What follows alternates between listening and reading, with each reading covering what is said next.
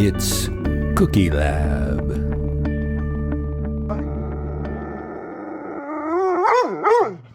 Hi, and welcome to Cookie Lab. I'm Jill. And I'm Chris. And Jill, I think this is going to be a crackerjack episode. There was no other way to open this episode. Well done. Thank you. I've made cookies inspired by crackerjack, that all-American snack. Oh, inspired by crackerjack. Yes. This is like a movie inspired by a novel or ripped Based from on the a true headline. story. Yes. Okay. Okay. I can't wait to taste them and hear all about. There must be, like, I don't know anything about crackerjack. It's great. It's Except right up our alley. At one point, they had a toy in them. Yes. And then they went to like little paper things. That's all I know. They had toys, including like temporary tattoos, some kind of trinket. Oh yeah. For like hundreds of years. Most recently, they have been replaced by a piece of paper with a QR code for like a video game. Really? Which I think is, I mean, on the one hand, I don't want there to be like cargo ships full of made in China plastic junk, you know. Yeah. But it was never anything too big in the crackerjack box, right? No, it was always fun little things. Yeah. Maybe Video we can look game. up what some of the classic, Call of Duty Crackerjack Edition. hopefully not violent. Oh, okay. So this cookie is a shout out to listener Nick B, who is Hi. a baseball player. And as you may know, you may not know because you don't care about baseball, but it is the start of baseball season. Of course, I don't live under a rock. No, I know. You're just not like a baseball guy per se.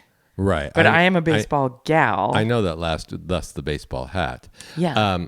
I know that the third week in March-ish is opening day. Right. So the Red Sox have started on the road. They have their home opener, I think, later this week or maybe next week. Okay. I'm not as much of a baseball gal as I used to be now that I'm a cookie gal. I approve of your switching. So there is a snack very closely associated with baseball, and it is crackerjack. And you know about this snack, as we've already discussed. It is basically just caramel corn and peanuts. Okay. I wanted to make a cookie about this, so I searched, and it turns out there is a completely unrelated cookie, an historic American cookie dating back to the 1930s called the crackerjack cookie. Okay. Which I did not make because it consists of oatmeal, Rice Krispies, and coconut, and people in my house just don't appreciate coconut. I'm not a huge coconut. I like the flavor of coconut. Yeah, I don't so this like was the going to be texture. another thing with like shards in it, and I just thought, That doesn't sound crackerjacky.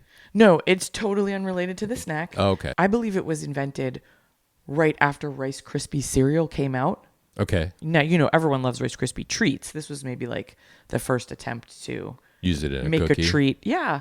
But it's in like church cookbooks and PTO cookbooks for like 50 years, You may say this. starting from the 30s. You may tell us this, but was the word or the phrase crackerjack around before the boxed treat? Yes, it is something that means like really great. Crackerjack. Like you're Like a a crackerjack cookie maker. Like a crackerjack episode of Cookie Lab. Yeah. So Okay. the legend is supposedly that, you know, whoever tasted it was like, that's a crackerjack. Or maybe Treat. someone was like, we should just call it crackerjack because that's the cool slang right now for something that's great.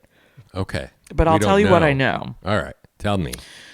Well, first I was just going to tell you a little bit about the cookie that I ended up making. I found another recipe inspired by crackerjack, which is what I was seeking, by a blogger called Balanced Taste by Caroline, who, like Nick, lives in New Hampshire. And she has created this cookie with caramel corn, roasted peanuts, white chocolate chips, and a very buttery base. I was shocked how difficult it was to find caramel corn.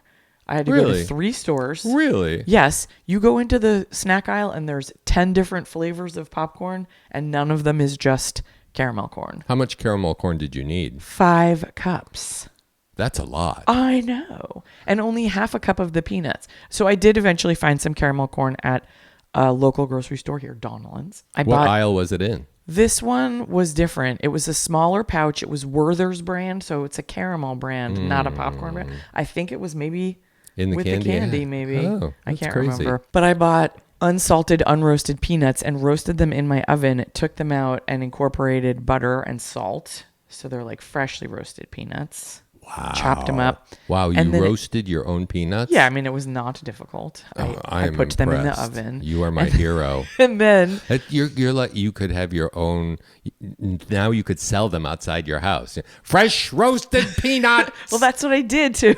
So my husband was watching baseball, and I was like, "Get your fresh hot peanuts here," and I gave him a bowl. Did he like Because I them? made twice as much. Because it only calls for half. Yes, he did. It only calls for half a cup, which is so small. And I had bought a big can of it, so I made a whole cup and let my family eat half of They're it. they're not peanuts in the shell. No. So you don't roast them in the shell. No, Like, I mean that's it how was you get them at the baseball game. yeah, I mean, it was unclear in the recipe. It was like unshelled peanuts. And that's one of those words that's like, what does that mean? Like shelled peanuts